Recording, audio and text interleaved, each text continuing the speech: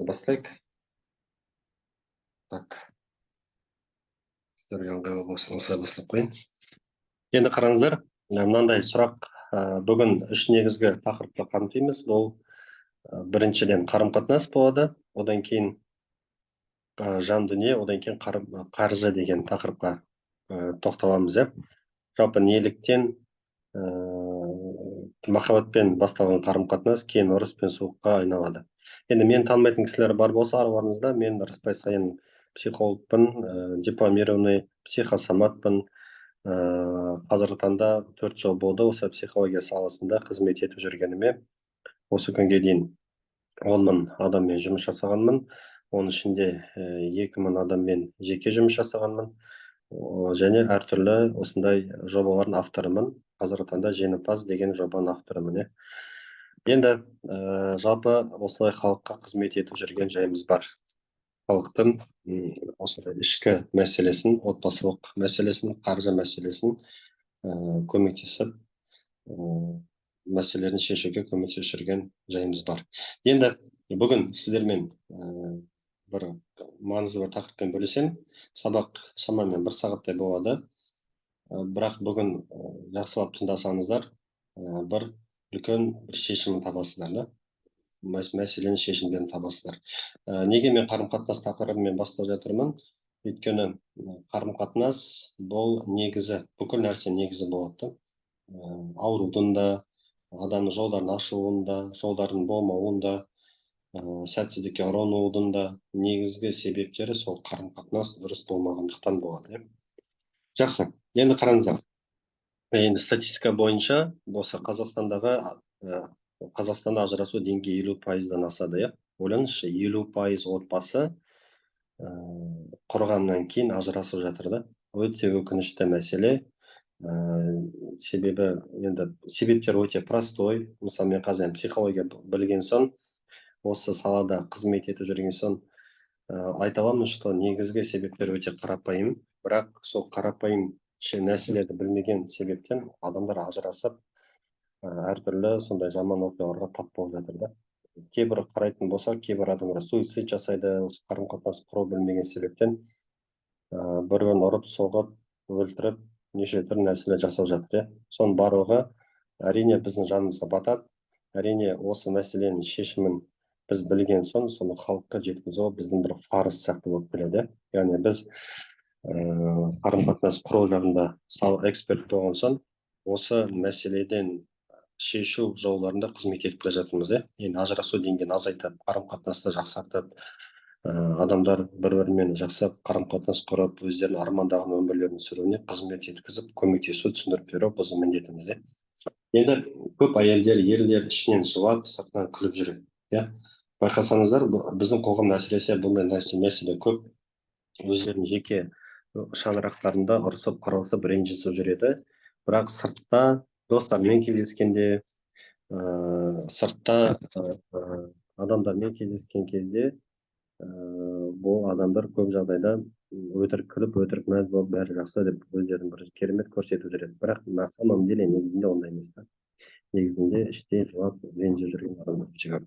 Адамнан бір үйде тұрып, бір-біріне бөтен болып барады. Мысалы, көп отбасы, маған келген отбасылар осындай мәселемен келеді. Екеуміз тұрамыз, жұмыс жасап жатырмыз, ананы істеп жатырмыз, бірақ бөтенбіз бір-бірімізге. Арамыз суып кеткен деп бір-біріне ренжіп жатады. Енді қараңыздар, мынандай мәселе бар ма сіздерде? Яғни жұбайым мені түсінбейді, мен жалғыз сияқтымын. Серіктес махаббат пен қамқорлық, серіктестен махаббат пен қамқорлық жетіспейді. Не айтсам да ұрысқа айналады. Мысалы, күйеу мен әйел бір-біріне сөйлескісі келеді, бірақ әрбір сөйлескен кезде конфликт, ұрыс, реніштер болып шығып кетеді. Қолдау емес, кінәлау естимін. Көп жағдайда бір-бірін қолдаудың орнына бір-бірін кінәлап жатады. Ішінде көп жиналған реніштер бар. Өзімді жалғыз сезінемін, тіпті бірге тұрсақ та. Жанжал жиі болады. Тыныш сөйлесуге мүмкін емес. Қарым-қатынаста суықтық, бейтараптық сезіледі. Өзіңді екінші орында тұрғандай сезінесің. Қарым-қатынастағы реніш жиналып қалған. Бір-бірімен сөйлесу тек міндеттермен ақыл айту. Көп жағдайда ара қарым-қатынасы дұрыс болмаған соң, тек қана міндеттермен кездеседі, сөйлеседі, немесе бір-біріне ақыл айтып, ұрысып ренжісіп отырады. Жақындық жоқ, не эмоциялық, не физикалық. Кейбір отбасыларда жыныстық қарым-қатынастың да сапасы қатты төмендеп кетеді. Осы қарым-қатынасты алмау себептерінен. Енді қарым-қатынас дұрыс болмаса, энергия де болмай, табыс та болмайды. Неге? Мысалы, күн сайын жанжал, түсініспеушілік, суық қарым-қатынас энергия түгелімен ұрысқа, ренішке және ішкі күйзеліске кетеді. Мысалы, отбасы деген ер мен әйел бір-біріне қосылып, өздерінің мақсаттарына, армандарына жетіп, үйлі болып, өзінің армандаған алла тағала беріп қойған потенциалдарын ашып, осы қоғамға бір пайдасын келтіру керек қой. Бірақ соған жетудің орнына керісінше не істеп жатыр? Бір-бірімен ренжісіп, ұрысып, энергияларын жеп жатыр да. Просто қарым-қатынас құралмау себебінен да. Кәсіп бастау түгілі ойлау қабілетін тұманданып кетеді. Яғни қарым-қатынаста дұрыс болмаса, қарым-қатынаса реніш, ұрыс, жанжал көп болса, адамда, әйел адамда кәсібін істей алмайды, жұмысын істей алмайды, мазасыз болады, жұмысында энергия болмайды, күш қалмайды. Амал жоқтан барады да, жұмысқа барады, бірақ жан дүниесінде бір конфликт болады да.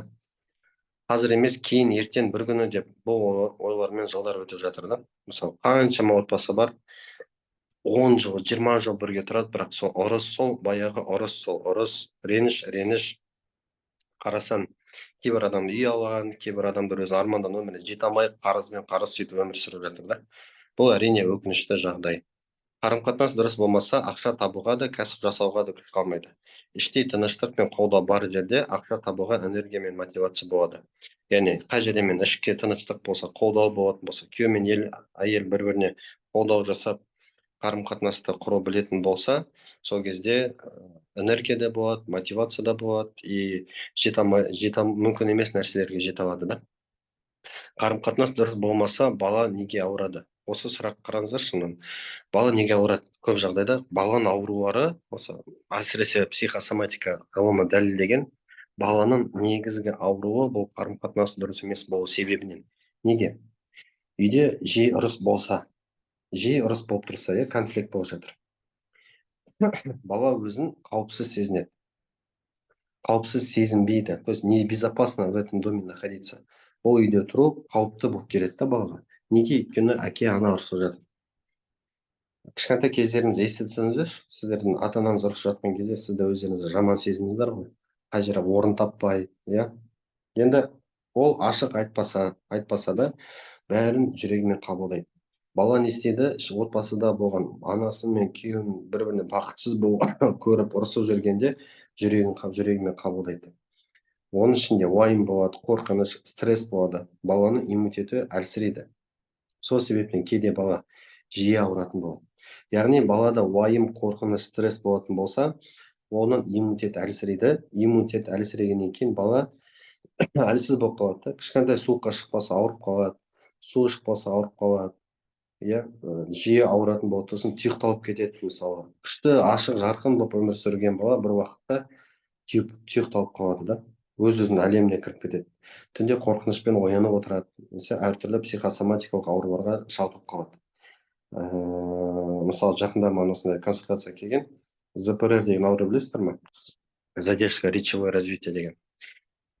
Психоречевое развитие деген нәрсе бар, и просто задержка речевое развитие деген бар да. И бұл жағдай көп жағдайда именно осындай отбасылармен жұмыс жасап келген кезде күйеумен арасында реніш көп толып қалған, бірақ бір-біріне айтпайды да. Ренжітпеу мақсатында бір-біріне айтпайды, бірақ іштерінде реніштер толып қалған да. Сол нәтижесінде не болады? Бала ауырады. Яғни отбасыда коммуникация құруды білмесе ер мен әйел, нәтижесінде бала ауыра бастайды да. И қызық жері, Аллаға шүкір, осы күнге дейін как только осы мәселе шешіледі, как только осы мәселе күйеу мен әйел бір-бірімен сөйлесуді үйренсе, бір-біріне реніштері кетсе, обидалары кететін болса, және гармонично сөйлесуді үйренсе, конфликтті шешуді үйренсе, представьте, бала жазылып кетеді да. Ондай бізде кейстер өте көп. Осы именно психосоматика саласында. Бала жазылып кетеді. Неге? Иммунитет көтеріледі баланың. Ішкі энергиясы көтеріледі. Ата-ананың қарым-қатынасы баланың ішкі энергиясын қалыптастырады. баланы саулығы сіздің қарым-қатынасыңыздың айнасы болып келеді. Ішке сақтауға реніш денсаулыққа зиян. Енді қараңыз, ренжіп қалдыңыз, бірақ үндемедіңіз, ішке сақтап қалдыңыз. Айтсам ренжіп қалар, жарым, күйеуім ренжіткім келмейді. Жарайды, үндемей қойын осы жолы деп, бірақ іштей бір күйік болады да. Бірақ ішіңізден қайталап, қайта уайымдай бердіңіз да. Мысалы, қайтадан сол нәрсе басыңыздан айналып келе береді. Эмоция сыртқа шықпағанда денеде ауруға айналады. Енді қараңыздар, психосоматикада қалай? Адамның эмоциялары ішкі жан дүниесінде қалатын болса, әсіресе негативный эмоциялар іште қалып қойса, даже позитивный эмоцияны шығаруды білмесе адам, не істейді? Ол түбінде ауру ретінде шығады. Аурулардың көп себептері сол эмоцияны іште сақтаған соң. Көп жағдайда ол жеті эмоция да. Жеті түрлі эмоция. Так, ары қарай. Психология мен медицина дәлелдеген ұзақ уақыттық реніш иммунитетті әлсіретеді. Жиі іштен тынығу асқазан, жүрек қысым ауруларына әкеледі. Асқазан, жүрек қысым ауруларына алып келеді. Ренішті жұту. Ренішті жұту да. Ренішің бар, бірақ адам іштей жұта беретін болса, бұл адам психикасына әсер етеді және денеге ауыр жүк болып келеді. Көп жағдайда әйелдерде гинекологиялық проблемаларға шалдығады. Ол қандай? Мысалы, цистит, эрозия деген аурулар, миома, немесе рак шейки матки деген ауру бар. Яғни жыныстық органдарына байланысты ауруға шалдығып қалады. Ерлерде қан қысымын көтерілуіне себеп болуы мүмкін. Мысалы, отбасыдағы ренішті эмоцияны жинай беретін болса, ер адамдарда давление көтеріледі. Сол миында айналып жатады картина, бітпейді, сол давлениесін көтеріп жүреді. Немесе еркектік тестостерон деген нәрсе бар, соны төмендетіп жүреді. Әйел не деген? Әйелін қалайды, бірақ реніш нәтижесінде әйелмен қосылмай жүретін болса, еркектің тестостероны қатты түсіп кетеді, и простатит деген сияқты аурулармен алып қалады. Немесе жаңағы преждевременная эякуляция деп айтады. Өзінің жаңағы толыққаны өзінде ұзақ уақытқа жыныс қарым-қатынасқа түсе алмай қалады. Не себептен? Өйткені ішкі состояниесінде ода эмоцияны көп жұтқанда ішіне. Қарым-қатынастағы жанжалдар сізге қаншаға түсіп жатыр? Енді ойланып көріңіздер. Қарым-қатынастағы проблемалар қанша сіздерге қандай суммадағы табыстарды жоғалтыңыз да? Мысалы, ұрыс керістен соң көңіл көтеру үшін шопинг жасадыңыз ба? Жұбайыңызбен түсініспеген соң өзіңізге демалыс алып кетіп қалдыңыз ба? Стресстен дәрі, терапевт, массажға қанша кетті? Ажырасу, көшу, бөлек тұру үшін жұмсалған шығын, есептеп көріңіз. Энергияңыз төмен болған соң бизнес не жұмыста табыс азайған жоқ па? Енді ойланып көріңізші, қарым-қатынас дұрыс болмау себепті сіздерде қанша ризық жоғалттыңыздар да? Қанша ризық жоғалды? Қараймын, адамдар үйлерінен айырып қалып жатады. Жаңағы жинаған серген дүниесінен айырып қалып жатады.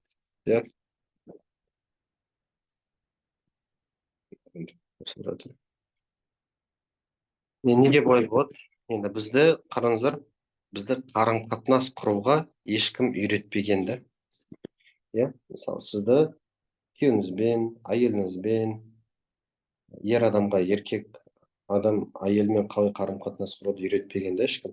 Енді ол ата-ана кінәлі деп айта алмаймыз, бірақ шынымен қарасаңыздар, қарым-қатынас деген ғылым бар да. Мысалы, психологияда кәдімгідей бұны бір семестр оқытады да. Семейный психология деген бір семестр 9 ай оқытады да.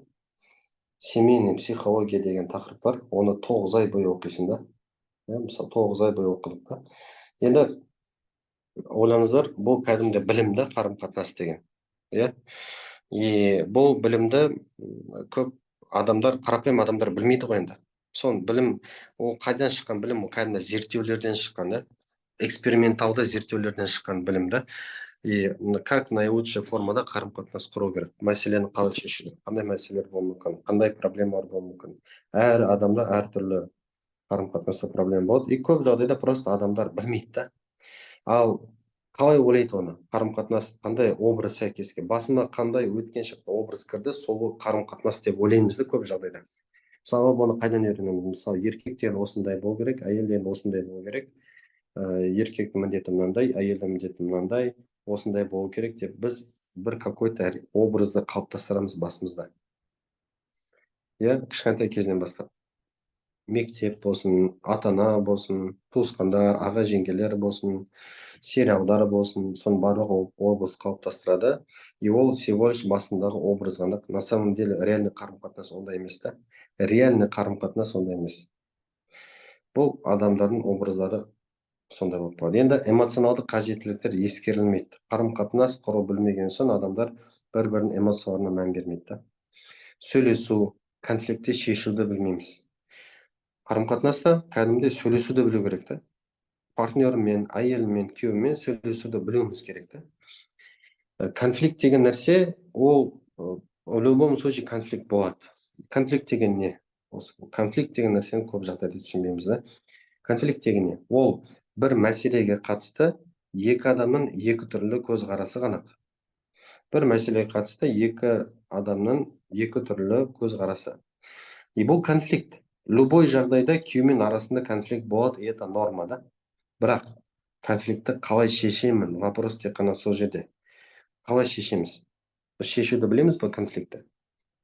И қызық жері қараңыздар, конфликтті шешу білген адам, мысалы отбасыдағы конфликтті шешу білетін адам мықты кәсіпкер болады. Өйткені кәсіпте де конфликтті де жақсы шешетін болады. Мықты коммуникатор болады. Кез келген жағдайда ол адаммен сөйлесіп, кез келген түсініспеушілікте бұл конфликтті шеше алатын болады. Әркім өзін дұрыс деп санайды, бірақ тыңдамайды. Көп жағдайда еркек өзінікі дұрыс деп айтады, өзінікіне қатып қалады, әйел адам өзінікінде қатып қалады да. Сөйтіп, реніш, жанжал, ашу деген нәрселерге бой беріп қояды. Ішкі күйзеліс қарым-қатынасқа әсер етеді. И көп жағдайда адамдардың ішкі сезімдері, жағымсыз жан дүниесіне сезімдер қарым-қатынасқа тікелей әсер етеді.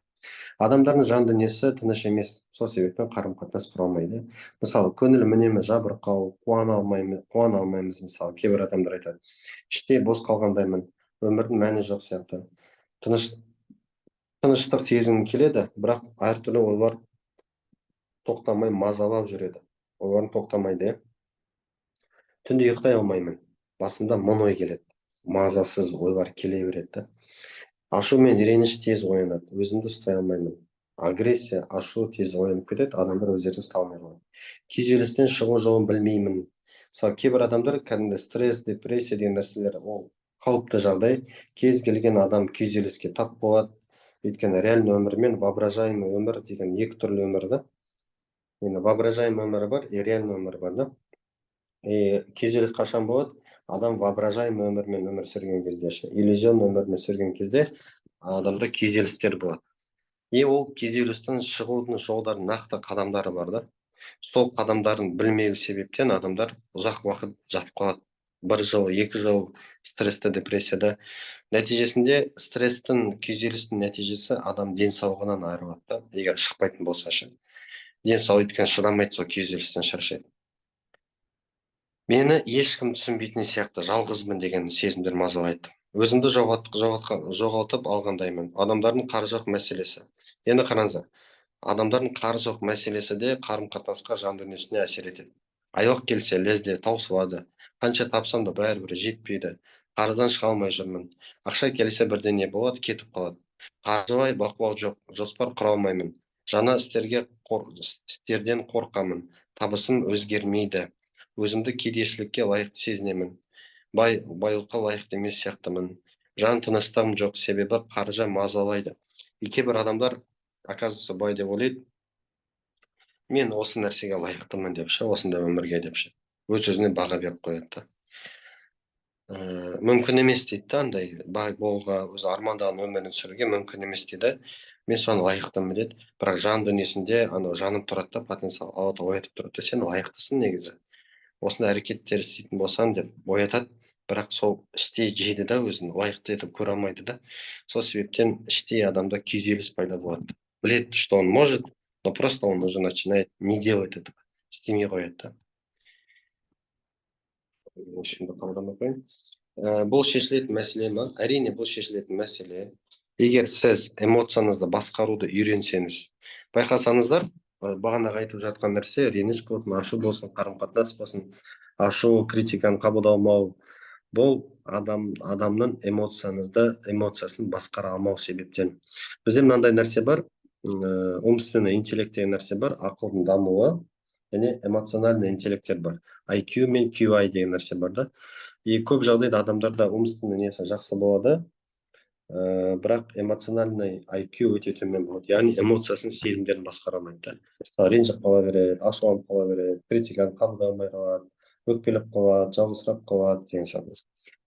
Одан кейін партнеріңізді түсіне алсаңыз, мысалы, партнерді түсіне алмайды көп жағдайда. Қасындағы әйелі күйеуін түсіне алмайды, күйеуі әйелін түсіне алмай, бір-біріне ренжіп ашуланып жүреді. Қарым-қатынаста рөлдер мен тілдерді білсеңіз. Енді қараңыздар, қарым-қатынаста рөлдер бар, четкий рөлдер бар, ер адам атқаратын істер бар, четкий әйел адам атқаратын істер бар. И ер адам жауап беретін нәрсе бар, әйел адам жауап беретін нәрсе бар. Ер адам жауап берген нәрсеге әйел адам жауап бермейді, әйел адам жауап беретін нәрсеге ер адам жауап бермейді да. Яғни бұл четкий роль бар, қойып қойған. И психологияда да, и дінде де, ислам дінімізде де сондай. Енді осы рольдерді білмеу себептен көп жағдайда проблемалар туындап жатады. Проблемалар туындап жатады. Одан кейін тілдерді білмейміз. Мысалы, ер адам әйелдің тілін білмейді. Әйел деген ол бөлек жаратылыс та, бұл еркек сияқты емес. Онымен еркек сияқты сөйлесе алмайсың әйелмен. Бұның әйелдің тілі бөлек та. Онымен сөйлесе білу керек. Және еркектің де тілі бөлек. Онымен как әйел сияқты сөйлесе алмайды әйел адамдар ше. И проблема сода, еркек әйелден еркек сияқты сөйлеген қалайды, әйел сияқты сөйлеген қалайды да, ер адамның ше. Ол мүмкін емес та, ол мүмкін емес. Оның тілі бар кәдімгі сөйлесетін. Әйелдің тілі бар, еркектің тілі бар да сөйлесетін. Конфликттерді шешуді үйренсеңіз, конфликтті шешуді үйренетін болсаңыз, бұл өте жақсы, өте мықты болады да. Тек қана қарым-қатынаста емес, өміріңізде де, кез келген жағдайда да, кез келген конфликтті шешіп, спокойно, бақытты болып өмір сүре аласыз да. Ішкі реніштеріңізден арылсаңыз, бәрі өзгереді. Яғни адамды құртатын өткен шақтағы реніштер. Өткен шақтағы нәрсе өтіп кетті, бұл физически өмірде жоқ, бірақ адам басында болады, басында айналып жүреді. И ол өтіп кетті, оны ешқашан қайтара алмаймыз, бірақ адам қазіргі шақта сол басында айналып жүреді. Нәтижесінде не болады? Нәтижесінде тек қана жамандық болады. Өйткені өткен шақ мы уже перепрожили, это уже не вернуть. Это надо очистить, отпустить, очистить, сделать правильные выводы, жаңа шешімдер қабылдау керек. Бірақ адамдар бақытсыз болған, до того бақытсыз болып жүргенді үйреніп қалған да. И сол үшін өткен шаққа жабысып қалады ғой. Бақытсыз болып үйреніп қалған, өткен шаққа жабысып қалады, немесе болашаққа жабысып қалады. Болашақта уайыммен ше. Мазасыз ойлардан қалай арылуға, реніш пен уайыммен жұмыс істеуге, өзіңізді қамқор болуға, ішкі жан дүниеңізді емдеуге, қарызалық санаңызды өзгертіп, қарыздан нақты шығу жол жоспарын жасап, ішкі байлықты ояту, табыс арналарын ашуда, осыны үйренесіз, барлығы шешіледі. Яғни осыны үйренетін болсаңыз, барлығы шешілетін болады.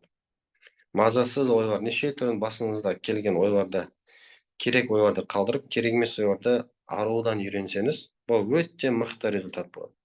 Және реніш пен уайыммен жұмыс істеуді, мысалы, ренжіп тұратын болсаңыз, уайымдап тұратын болсаңыз, соны қалай кетіру керек? Уайымның кетіру жолдары. Өйткені уайымнан ешқандай пайда жоқ. Уайымнан адам бай болып кеткен жоқ, уайымнан адам отбасында бақытты болып кеткен жоқ. Керісінше тек қана қиын проблема болады, уайымда жүретін адамдар ше. Сосын уайымдау это бесполезно, ол проблема шешпейді сіздің ше. Өзіңізге қамқор болу, яғни адам өзіңді шынайы жақсы көре білу да. Ер болсын, әйел болсын, шынайы өзіңді лайықты сезіну, бақытты болуға.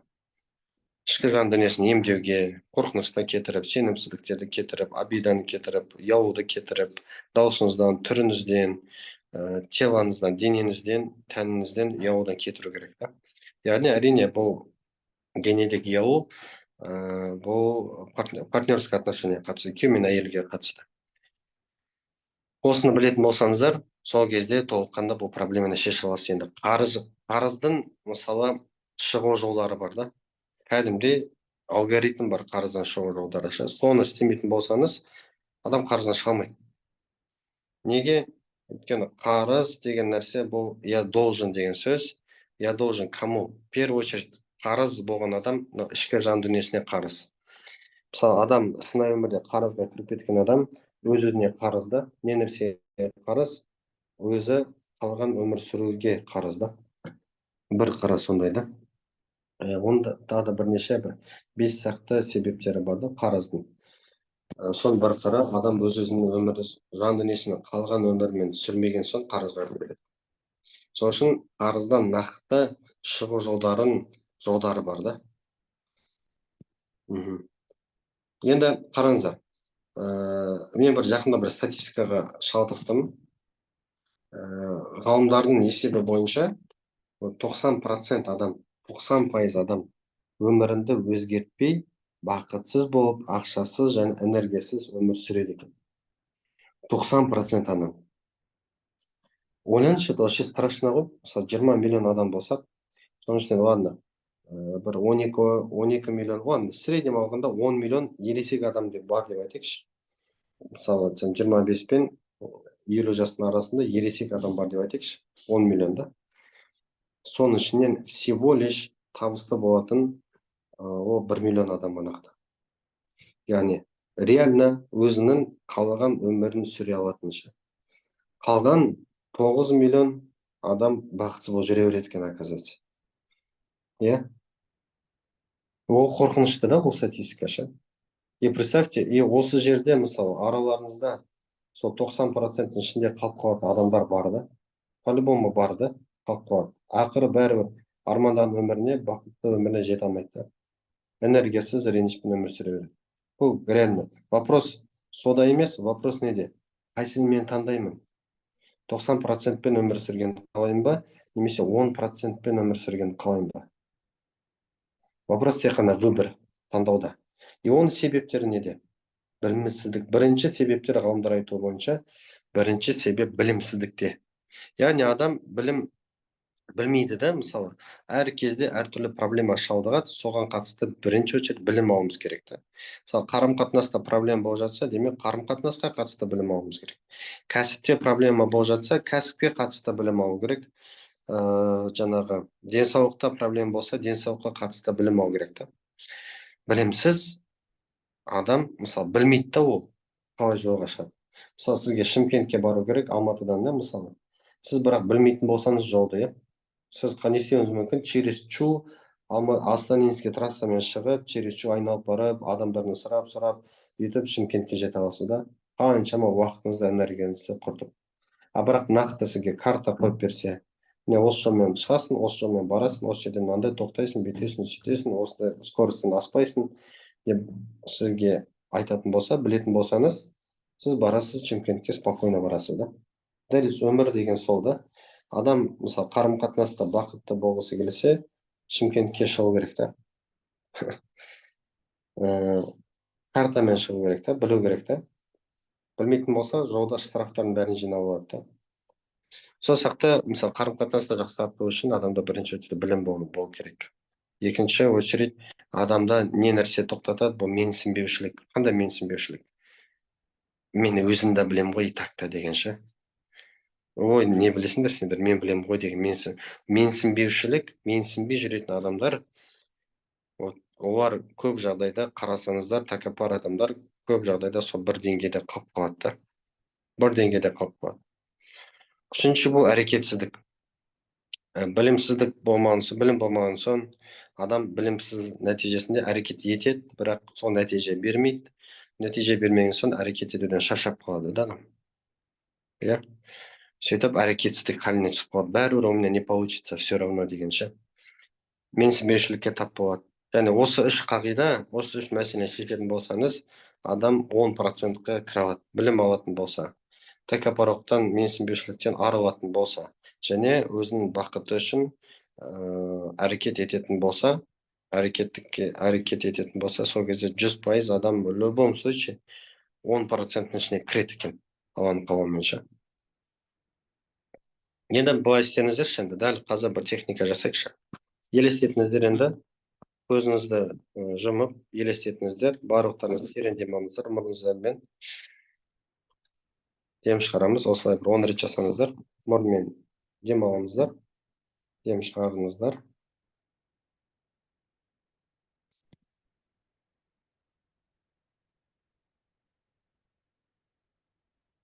мұрынмен демаламыз.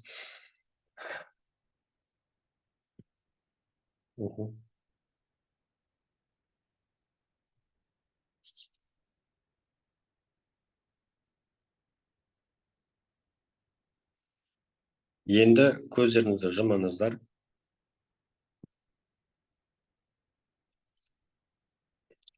Енді елестетіңізші, қарым-қатынаста, иә, вот сіздің жарыңыз, әйеліңіз немесе күйеуіңіз сізді түсінетін, сізді қолдайтын жұбыңыз бар да.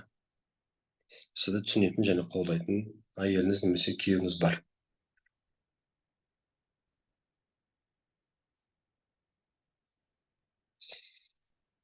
Үйіңіз тыныштық пен махаббатқа толы болып жатыр.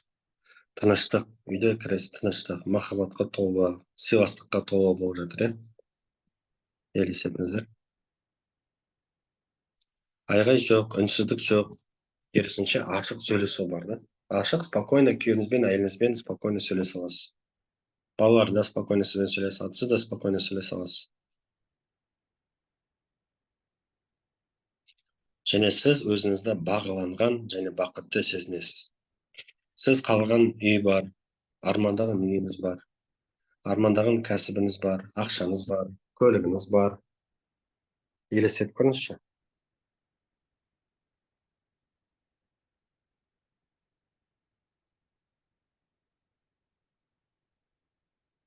Ойша соны елестетіңіз, соған кіріңіз, почувствуйте там себя, прочувствуйте прям себя. Қалай сезініп тұрсыз?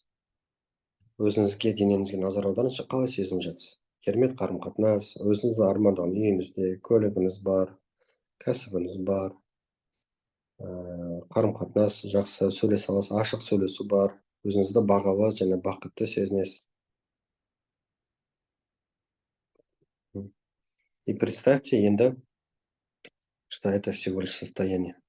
Осы состояниемен өмір сүруді үйренсеңіз, енді терең демалыңыздар, дем шығарыңыздар, осы состояниеңізді есте сақтап алыңыздар.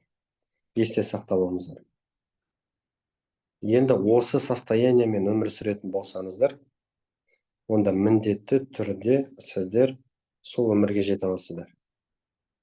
Состояние само вас отправит. Әрине, брат, просто состояние отырмайсыз, әрине оған қатысты әрекетін жасайсыз. Состояние сізге әрекет ету үйретеді да. Это всего лишь состояние, да, байқадыңыздар ма? Не өзгерді? Физически мүмкіншілік өзгерген жоқ, бірақ внутри я себе разрешил быть счастливым. Қасымдағы жолдасымды, қасымдағы жарымды құрметтеп, ашық сөйлесіп, өзіңді соның қасына бағалы, бақытты сезініп кіре алдық та соғанша. Және өзімізді армандаған ақша, дүние, үй, соған кіре алдық та. Неге? Это всего лишь состояние. Енді қазіргі осы сіздің өміріңіз кеше күнгі өмір сүрген состояние нәтижесі да. Чтоб енді сіздің қалағандай өмір сүру үшін сіз осы қазіргі өзіңіз анықтаған состояниемен өмір сүруіңіз керек та. Енді қараңыздар, құрметті жақсылар, осы мәселені шешу үшін біз жеңімпаз жобасын ашқан болатынбыз. Оны білетін шығарсыздар, көріп жүрген шығарсыздар. Жеңімпаз жобасы не екенін түсінбей жүрген адамдар көп екен. Сол себептен қараңыздар, жеңімпаз жобасы не үшін арналған? Бірінші очередь бұл жобада сіз қарым-қатынасқа қатысты өз рөліңізді және серігіңіздің рөлін түсінесіз. Бірінші рөлді түсіну деген нәрсе бар. Реніштерді дұрыс шығаруды үйренесіз. Қалай ренішті толық дұрыс шығара аламыз? Қарым-қатынаста шекара қоюды меңгересіз. Яғни, оның шекарасына кірмесі әйеліңіздің, және ол да сіздің шекараңызға кірмеуді үйренесіз. Махаббаттың 5 тілін тәжірибеде қолданасыз. Одан кейін, рөлдер мен күткен үміттер, отбасындағы эмоциялық интеллект, айғайсыз сөйлеу техникасы, шекара қою жоқ деу, өткен реніштердің арылу терапиясы өтіледі. Қарым-қатынастағы басты қателіктерді түсіну, өз эмоцияларыңызды басқаруды үйрену. Эмоция, реніш, ашу, агрессивный эмоцияңызды басқаруды үйрену техникалар бар, қабілеттері бар. Серіктесіңізбен ашық және тыныш сөйлесуді үйренесіз. Реніш пен өкпеден арылуды үйренесіз. Жақындық пен сенімді қалпына келтіруді үйренесіз. Яғни қасыңыздағы партнеріңізбен қалай жақын сөйлесіп, қалай сенімді болуды үйренесіз. Және махаббатты сақтау және тереңдетуге үйренесіз. Енді жобада үш негізгі модуль бар. Бұл қарым-қатынас, қаржы және жан дүние. Жеңімпаз жобасында біз мысалы қарым-қатынастағы басты 5 қателікті өтеміз. Яғни сіз байқамай жасап жүрген қарым-қатынастағы құртатын әрекеттерді анықтап, соны өзгерту жолдарын білетін боламыз. Одан кейін сезіммен сөйлесу, ренішсіз қарым-қатынасты сен дұрыс демейсің деу емес, мен осылай сезінемін деп әртүрлі жағдайда нақты қалай сөйлеу керектігін білетін боласыз. Эмоциялық қажеттіліктер, не үшін ренжиміз? Жарасын қажеттіліктермен түсінбеген сигналдар. Одан кейін жанжалдың астарындағы шын себеп. Негізгі жанжал, ұрыстың арасында негізгі себеп бар да, шынайы себеп бар. Сол шын себеппен жұмыс жасауды үйренеміз. Айқайдың, жан дүниеміздегі айқайдың ар жағындағы ішкі дауысты есту. Шынымен де не үшін айқайлап жатырмын? Не үшін ренжіп жатырмын? Неден қорқамыз біз? Сол нәрселермен жұмыс жасауды үйренесіз. Қарым-қатынастағы рөлдер. Кімге не керек? Мысалы, ер мен әйелдің табиғи қажеттіліктері. Ер адамға не керек, әйел адамға не керек? Онымен сөйлесу тілдері, ер адаммен қалай сөйлесу керек, әйел адаммен қалай сөйлесу керек деген тақырыптарды өтеміз. Яғни, четко уже білетін боласыздар, қалай қарым-қатынас құру керектігін. Одан кейін реніш пен өкпеден кейін жараны емдеу. Вдруг ренжіп қалсаңыз, өкпелеп, өткен шақ мазалап жүретін болса, сол өткен шақтағы мазалап жүрген нәрселерді қалай емдей аламыз. Білесіздер ғой, реніш, ашу деген нәрселер ешкімді бақытты етпейді. Әсіресе кім ренжіп жатыр, кім ашуланып жатыр, сол адамды бақытты етпейді да. Енді ішкі тыныштық, үйлесімді қарым-қатынастың негізгі жолдары. Өз күйіңізбен жұмыс істеу арқылы қарым-қатынасты түзету үйренеміз. Енді курс соңында сіз ашық, сенімді сөйлесе алатын боласыз. Түсініспеушіліктерді конструктивті шешесіз, шешуді жолдарын білесіз. Қай уақытта сөйлесу, қай уақытта сөйлеспеу керек, сөйлесудің алғы шарттары бар, конфликттің немесе отбасында негізгі мәселенің жолдары бар. Өз құндылығыңызды сезінетін боласыз. Эмоцияларды басқаруды үйренесіз. Отбасыда махаббат пен тыныштық орнайтын болады. Курс не нәрсеге көмектеседі? Енді жан дүние модулі бар. Екінші модуль, бұл жан дүние деген модульға кіреміз. Бұл жерде ішкі жан дүние тыныштығын табу. Шынайы тыныштық дегеніміз не? Шынайы тыныштық қалай табамыз? Оны кез келген адам табылады. Кез келген адам жан дүниесінің тыныштығын іздейді. Ол ақшаға қатысты емес, ол қарым-қатынасқа қатысты емес негізі. Біз сөйтіп ойлаймыз, бірақ оған қатысты емес. Ойды тоқтатып, мазалап жүрген ойларды тоқтатып, шынайы өзіңізге миыңызден ойды тоқтатып, шынайы демалуға рұқсат ету ішіңізді. Өзіңізге жанашырлық таныту, өзіңізді мысалы жақсы көре бастау, өзіңізді бақылау бастау, өзгерту бастау, жүрек жараларыңызды емдеу, мысалы ақшаға қатысты жаралар болуы мүмкін, қарым-қатынасқа қатысты, ата-ене, ата-ана деген сияқты адамдарға қатысты реніштер болуы мүмкін, соларды емдеу. Өмірге деген құштарлықты қайта ояту, өз құндылығыңызды сезіну, ашуды басқару, реніштен арылу техникаларын. Жан дүние модулінде біз жан тыныштығы деген не? Сыртқы емес, ішкі тыныштықты іздеу, ойды тоқтату өнері, эмоцияларды сезіну және босату, рухани шаршау және оның себептері, ішкі күйзеліс қайдан туады? Өзіңіз жанашыр болу, әлсіздік емес, батырлық, өзіңізбен жылы қарым-қатынасты орнату. Бірінші кезекте адам өзімен қарым-қатынасты орнатуды үйренеді. Одан кейін жараланған жүрекпен жұмыс, өткендегі ауыр сезімдерден сауықтыру, тыныштық практикасы, тәубе техникасы және сана тазалау жаттығулары, ішкі үйлесімділікпен арқылы өмірді өзгерту. Яғни сыртқы өмір ішкі әлемнің айнасы деген тақырыпты өтетін боламыз. Қалай біздің сыртқы өміріміз рухани өміріміздің айнасы болып келеді. Және қалай біз сыртқы өмірімізді, рухани өмірімізді өзгертіп, қалай біз сыртқы өмірімізді өзгерте аламыз деген тақырыптарды қозғаймыз да бұл модульде.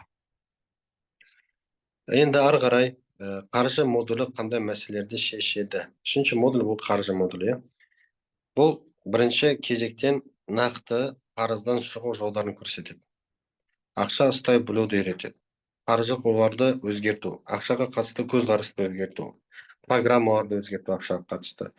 табыс көздерін кеңейтуге түсіндіреді. Мысалы, мүмкіндіктерді көрмеге жүрген шығарсыз, бәлкім сіз. Сол мүмкіндіктерді көруді үйрету. Ақша мен эмоция арасында байланысты ашады. Қаржы мен ішкі тыныштық арасында тепе-теңдікке қол жеткізеді. Ақша бірінші сыртқы өмірде болу үшін адамның ішінде болу керек та. Содан кейін бірақ сыртқы өмірде болады. Қаржы модуліндегі тақырыптар. Ақша туралы сана. Сіз ойыңызда не ойлайсыз? Қаржы туралы бала кезінен қалыптасқан сенімдер, қарыздан шығу жолдары, нақты жоспар, психология және практикалық тәсілдер, ақшаның энергиясы және ішкі шектеулер, ақшаны қабылдауға кедергі болатын эмоциялар мен ұят, табыс арнасын кеңейту, жеке әлеует пен қосымша табыс көздерін табу деген тақырыптарды өтетін боламыз. Ақша ұстай алмау, себебі неде? Эмоция ма? Саботаж, өз-өзін кінәлау, қорқынышпен жұмыс, отбасылық қаржы, бірге жоспарлау немесе түсіну. Мысалы, кейбір отбасылар қаржысын бірге жоспарлағысы келеді, да? Соны қалай жоспарлауға болады? Ақша мен жан тыныштығының байланысы, рухани және практикалық тепе-теңдік орнату, өз құндылығыңызды ақшаға айналдыру, білімін мен қабілетіңді сатылымға шығару жолдары. Енді кейбір адамдар айтады, мысалы, мен бәрін жасап көрдім, бірақ ешқандай нәтиже жоқ дейді, да? Ешқандай нәтиже жоқ дейді. Курстар өттім, терапияларға қатыстым, тренингтарға бардым, бірақ нәтиже жоқ. Сол баяғы айналып келген мәселе деп айтады. Осындай мәселелер бар ма сіздерде? Чатқа жазып қойыңыздаршы, осындай мәселе бар ма?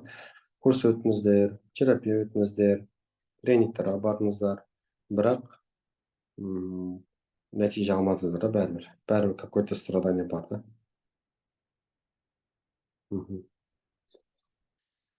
Неліктен нәтиже алмады, енді қараңыздар. Бұл мысалы тек білімді алдық, түсіндік, осы екен ғой деп. Бұл трансформация емес та. Бұл өзгеріс емес. Трансформация деген нәрсе бұл кәдімгідей сіздің жан дүниеңізді қозғайтын нәрсе.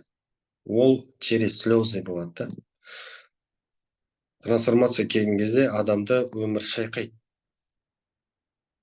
Қаржыға қатысты өзгергіңіз келіп, табыста болғыңыз келген кезде сіздің бүкіл қорқыныштарыңыз шығады да, сол кезде сізді эмоционально шайқайды. Бірақ бұл шайқаудың барлығы пайдалы да. Неге? Өйткені қаржыға қатысты қорқыныштарыңыз барлығын шығарып көрсетеді да сізге. Және сол арқылы сіз реально табысты болып кете аласыз да. Реально табысты болып кете аласыз. Көп жағдайда байқаймын, мысалы, тренингтер, курстар, білім бар да, бірақ эмоциямен қалай жұмыс жасауды үйретпейді да. Эмоцияны басқаруды үйретпейді. Біз эмоциядан тұрамыз ғой. В основном бізге кедергі ететін эмоциялар. Қорқыныш, сенімсіздік, энергия болмауы тоже өкініш эмоциясы да, қайғыру эмоциясы. Сол эмоцияны жұмыс жасанбағанда көп жағдайда. Жүйе жоқ, қолдау болмады, мысалы, өзіңізге сай әдіс табылмады. Мысалы, бізде жеңімпаз жобасында әртүрлі әдістер қолданамыз да. Сол әдістерді пайдалану методикасын үйретеміз. Сол себептен адам өмірінде нәтиже жоқ. Оған қоса ниетпен жұмыс жасалмағанда шынайы намерение. Мысалы, мен табысты болғым келсе, адамда бірінші очередь ниетпен жұмыс жасалынады, одан кейін мақсатпен жұмыс жасалынады. Ниет және мақсат. Ниет қоямыз, дұрыс ниет қою керек та. Одан кейін мақсат. Сол қоюды білмейміз да көп жағдайда. Енді кейбір адамдарға қарасақ, мысалы, сәтсіздікке көп ұрынған, неудачаға көп ұрынған адамдардың ниет келеді ғой, енді маған консультацияға, терапияға келеді. Сол кезде ниеттерін разбор жасаған кезде, шынайы ниеттері ақша табу емес та. Шынайы ниеттері, мысалы, табысты болып кетіп, үйлі болып кету емес та. Шынайы ниеттері мүлдем басқа да. Сол себептен адам өз өмірінде сол дұрыс емес ниет қою білмеген соң адам өзгере алмайды. Түсіндіріп отырмын ба, құрметті жақсылар? Ал енді неліктен жеңімпаз жобасы сіздерге нәтиже бере алады? Бірінші, бұл үш тарапты білімді, бұл үш тарапты білім.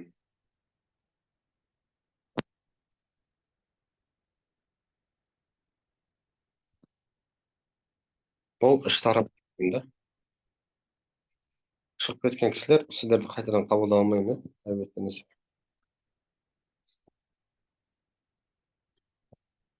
Бұл үш тарапты білім, яғни қарым-қатынас, жан тыныштығы және қаржы және энергия. Көп жағдайда, мысалы, адам жан дүниесі неге тыныш емес? Өйткені үш мәселесі бар да. Қарым-қатынаста да проблема бар. Жан дүниесінде проблема бар. И қаржыға қатысты проблема бар. Осы проблема жан дүниесінде адамның. Сол себептен сыртқы өмірінде бұл шешілмейді. Мысалы, мен көп жағдайда қарым-қатынаспен жұмыс жасадым. Енді әртүрлі тақырыппен жұмыс жасадым. И жақында осы қарым-қатынас мәселесіне толыққанды кіріп, қарым-қатынас мәселесімен жұмыс жасадық та. Бірақ қараңыздар, отбасыда қаржы мәселесі шешілмесе, қарым-қатынаста конфликттер бола береді да. Жан тыныштығында мәселе шешілмесе, қарым-қатынас дұрыс емес бола береді, қаржы да дұрыс емес бола береді да. Енді қаржы мәселесі шешілмесе, адам жан тыныштығы да қиын болады. Сол себептен негізгі бірінші жан тыныштығымен жұмыс жасалынады, одан кейін қарым-қатынас, одан кейін қаржы да. Енді бұл әр модульде түсіндіру болады, техника болады, терапиялар болады, практикаға арналған тапсырмалар болады. WhatsApp тобын ашып қоямыз, открытый WhatsApp, сұрақ еркін келген уақытта сұрақ қойылатындай. Одан кейін Telegram қолдау болады. Телеграмда сіздер сақталған сабақтар. Кез келген уақытта сіз сабақты қарай аласыздар. Әр сабақ кем дегенде 1 сағаттан болады. Кем дегенде бұл жерде 25 немесе 30 сабақ болады. Осы тақырыптарды жабу үшін бағанағы алдындағы айтқан модульдегі біз 25 30 сабақ өтеміз да. 30 сабақ, 30 сағат өтеміз 3 айдың ішінде. 3 айдың ішінде. Әр тақырып, мысалы, қарым-қатынасқа қатысты 10 сабақ бар.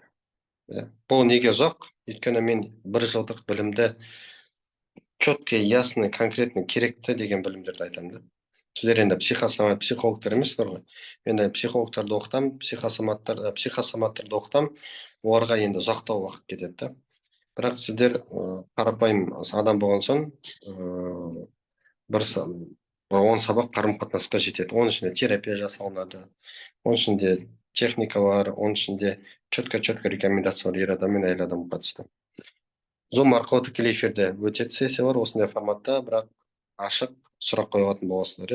Әр сабақ сақталуы болады, разбор жасалынады, жасап отыратын боламыз сұрақтарыңызға. Енді сіз тек тыңдамайсыз бұл сабақты, тапсырмалар беріліп отырады. Сол тапсырмаларды жасаған сайын өзгереді адам. Қасыңызда сізді ұстап тұратын орта, қолдау жүйе болады. Сіз әлі де жалғыз, енді қараңыздар, мына жерде сұрақ, әлі де жалғыз іздене бересіз бе, әлде нақты нәтиже беретін жолға шығасыздар ма? Яғни нақты сізге көрсетіп беретін жолдармен жүресіздер ме? Осындай сұрақ.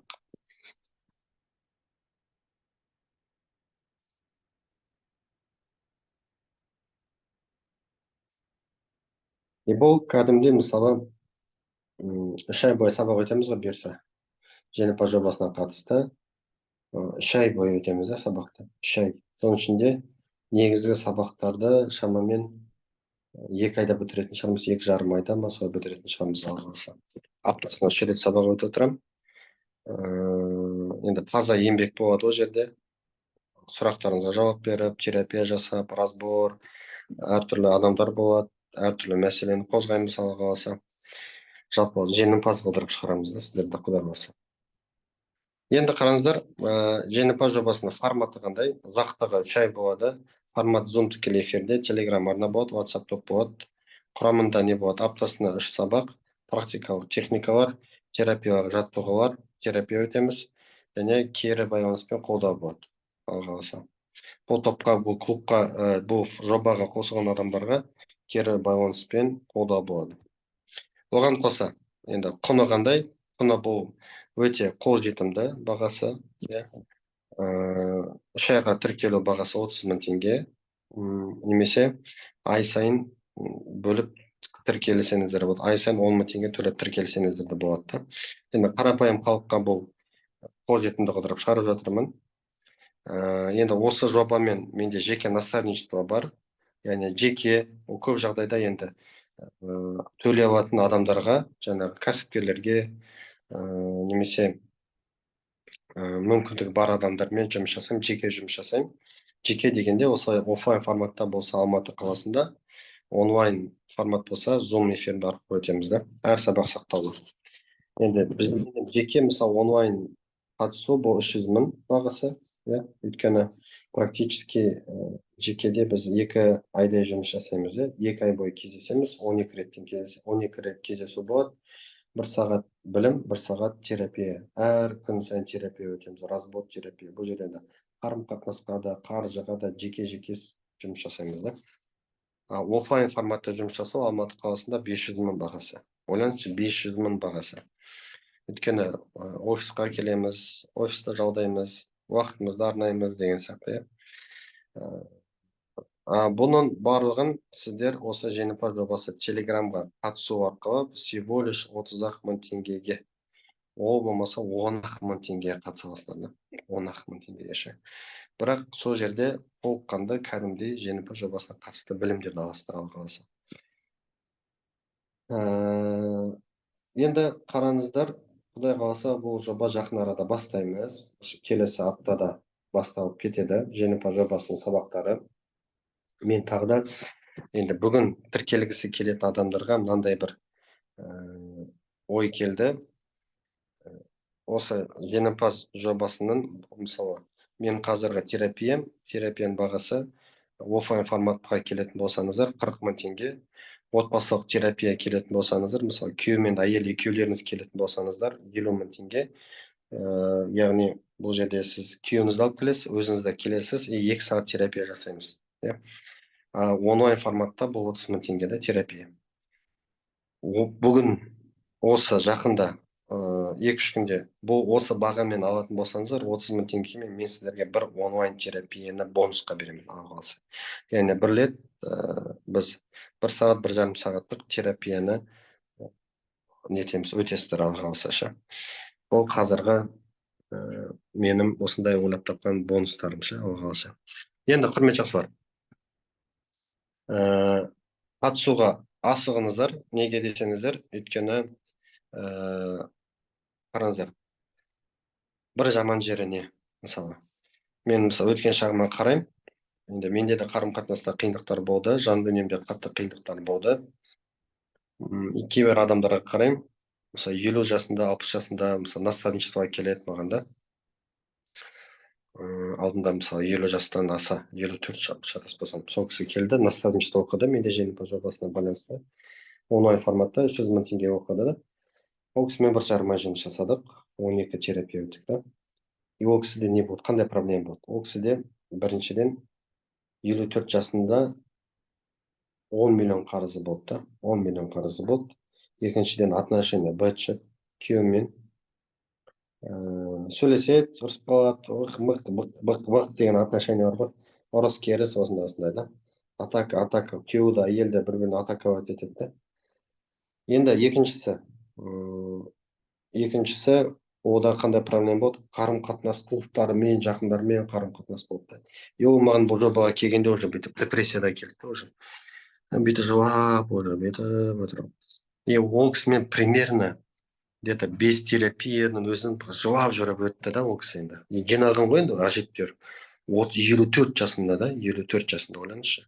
54 жасына дейін ана жила в страдании ше.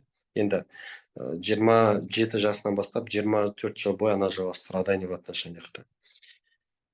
Енді әртүрлі аурулармен ауырды да. 10 миллион қарыз жинап алды. Мынандай проблема. Сөйтіп біз ол кісімен терапияны бастап кетеміз, жеңімпаз жобасын бастап кетеміз. Бірінші этаптарында тяжелый терапия өтеміз, енді жылайды, шығарамыз, больно шығарамыз, сосын сабақ өтем, сабақта түсіндіріп беремін ол кісіге, нақты осындай мәселеде осы істейміз, осыны істейміз. Ол кісі бүкіл тапсырманың бәрін орындады, 2 аптадан кейін 10 миллион қарызынан құтылды. Алланың қалауымен. 10 миллион қарызынан құтылды. 2 апта. Өзіміз шок, ол да шок, мен де шок. Бір 2 жыл бойы, шатаспасам, 2 жыл бойы саталмай жүрген нәрсесі сатылып кетті да. 2 жыл бойы саталмай жүрген нәрселер сатылып кетті да. Сосын не істедік? Қарым-қатынас, күйеумен қарым-қатынас шикарный бола бастады да. Ол кісі айтады, мә, Саян мырза, сіз білейін, 54 жасында түсініп жатырмын дейді да осыны. Осы күнге дейін, как я не знала дейді да, почему я не знала дейді маған деді. Это значит, вы только были готовы к этому.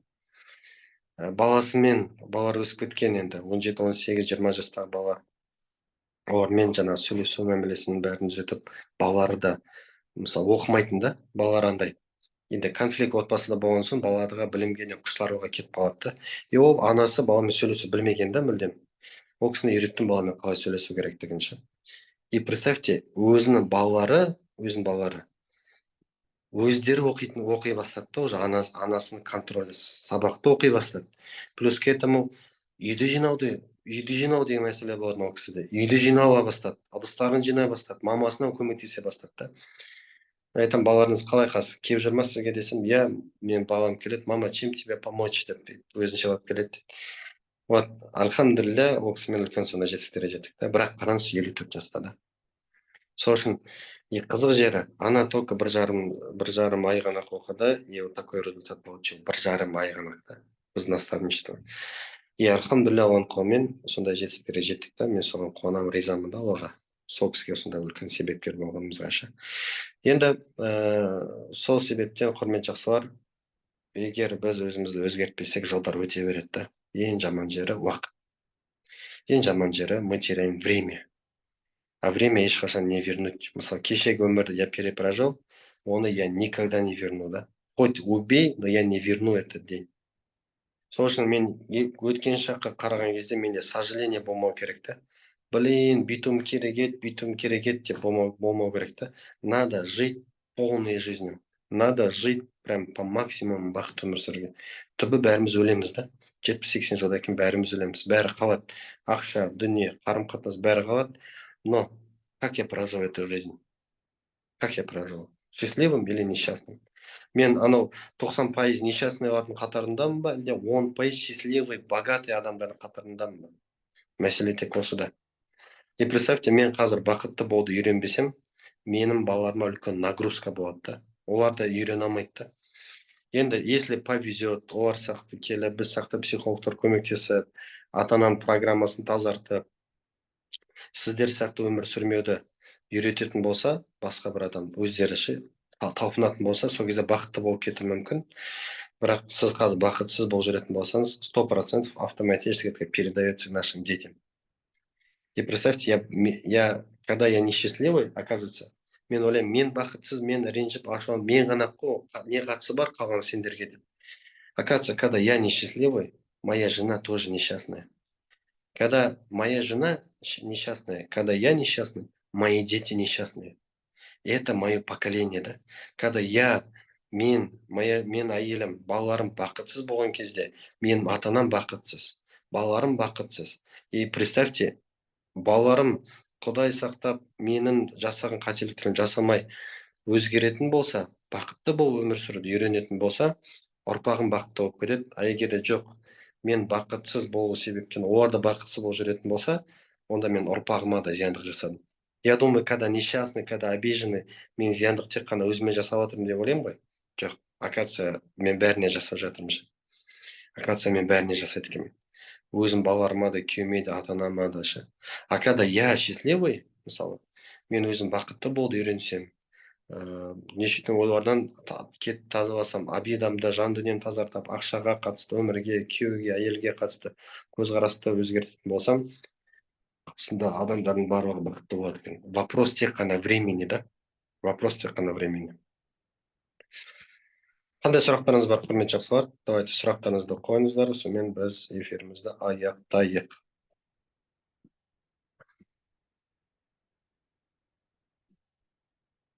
Так. Сағып. Жаңа терапияның бағасын айтып едім ғой. Терапияның бағасы менде офлайн форматта 40 мың, егер тек қана өзіңіз келетін болсаңыз, күйеуіңізбен келетін болсаңыз, немесе әйеліңізбен келетін болсаңыз, 50 мың, онлайн форматта 30 мың терапия. Бір терапия ше.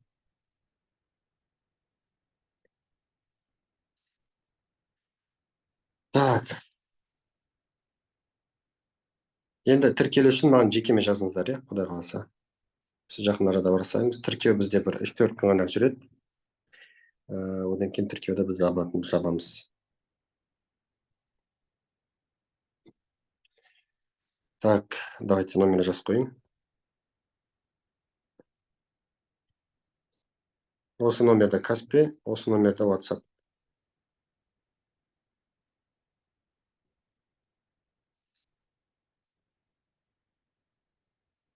Енді егер наставничество тіркелгілеріңіз келсе, мен барлық адамды алмаймын, иә. Барлық адамды алмаймын. Мен бірінші наставничествоға келу үшін бірінші консультация өту керек. Мен білуім керек сіз дайын екеніңізді ше, өйткені ол жерде әжептәуір ақша, мысалы, бір адамға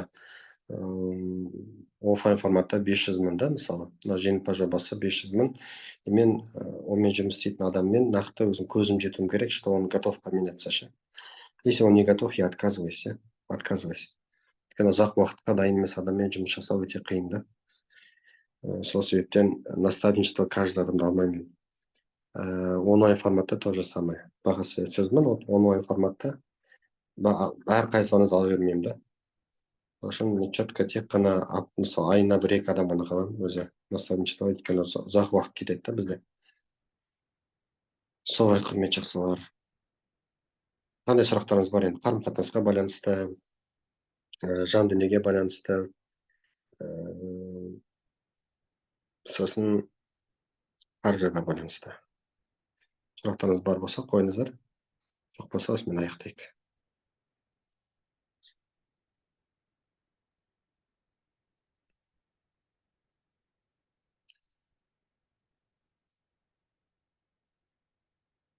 Мысалы, жақында бір терапия жасадым да, күйеу мен әйелдің арасында қарым қатынас. Күйеу мен әйелі келді терапияға. Семейный терапия жасадық. Енді ажырасқан, қайтадан қосылған, балалары ауырып жатыр, жұмысы жүрмей жатыр, күйеуінде, әйелінде де жұмыстары жүрмей жатыр да. Сөйтіп терапия келді. Олар терапия келеміз. Арнайы мен методика бар, өзім құрастырған методика бар. Сол методика бойынша терапияны қабылдаймын. Сөйтіп, Аллаға шүкір, енді қараңызшы, өте простой нәрселер да. Мен маман болған соң мен үшін бұл простой нәрсе да. Олардың проблемалары мен үшін простой, әрине. Бірақ для них это большая проблема да. И вот терапия кезінде не істедік? Біз бүкіл обидалардың бәрін қозғадық, тақырыптардың бәрін қозғадық. Сөйтіп сол жерде бір-бірінді кешіріп, бір-бірінді түсініп, әйелінің өзінің несін түсінді, күйеуі өзіндікін түсініп, екеуі қол ұстасып кетті да. Иә. И Аллаға шүкір, осы жақында болды, енді Құдай қаласа олардан бір жақсы нәтиже күтеміз. Бір-бірінде шешті да проблемалар. И мысалы балалары не үшін ауырып жатыр деп менен сұрады, мен айтып бердім, осындай нәрсені істесеңіздер, бала ауруды жалғастырады. Егер осындай нәрсені істемесеңіздер, бала уже ауырмайды. Бірақ оны уже бүгіннен бастап істеу керек. Сол кезде уже нәтиже болады. Міне осындай жерде, осындай мәселе. Четко ясно айтып бердім. Екеуінің жеке границаларды айтып бердік, иә.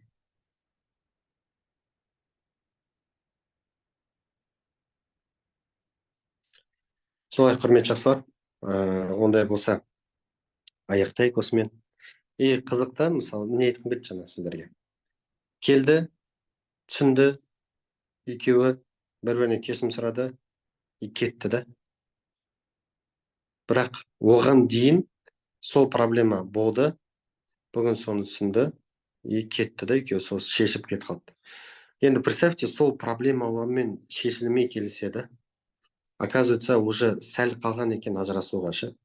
Сәл қалған екен, өйткені ер адам шаршаған уже, әйелімен ұрысып ренжісуден, и әйелі де күйеуінен шаршаған да уже. И күйеуі айтады да, я уже думал уже развестись деп айтады да.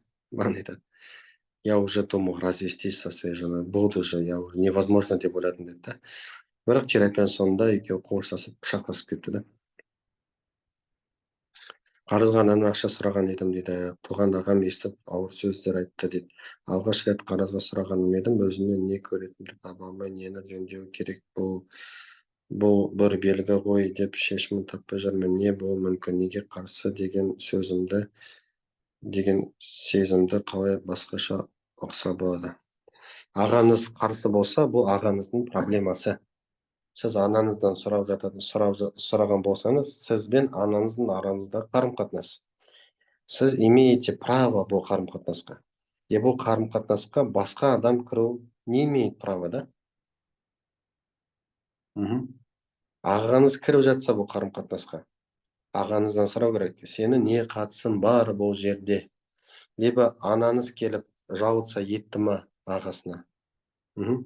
Сол мәселені сұраңыз да. Потому что вы там не виноваты, и конфликтоваться там не надо тоже же.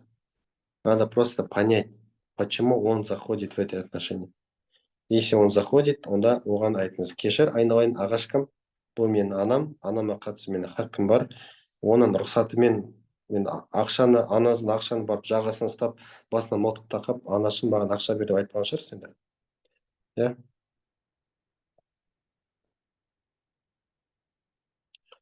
Алла берекесін берсін, Мәди мырза, иншалла.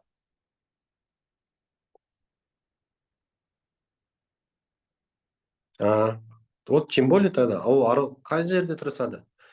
Қай жерде тұрсады, Тоғжан ханым, ол сізге араласпау керек. Мен, мысалы, 4 ағайын бар, например, да, 3 ағайындымыз, и каждымыздың әкемізге правамыз бар. Мен араласуға правам жоқ. Әке, неге сен анаме бүйтесің, сөйтесің деп.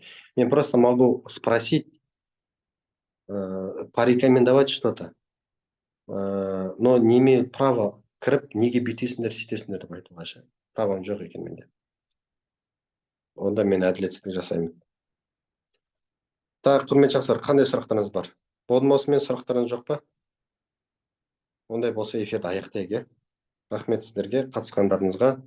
Алла берекесін берсін, бақытты болыңыздар, табысты болыңыздар.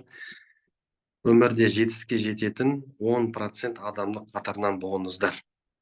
Қалай екен білмейтін болсаңыздар, бұйырса жеңімпаз жобасына келіңіздер. Осылай четко, ясно сіздерге сабақтарды түсінікті қылдырып айтып отырамын. Бақытты болыңыздар.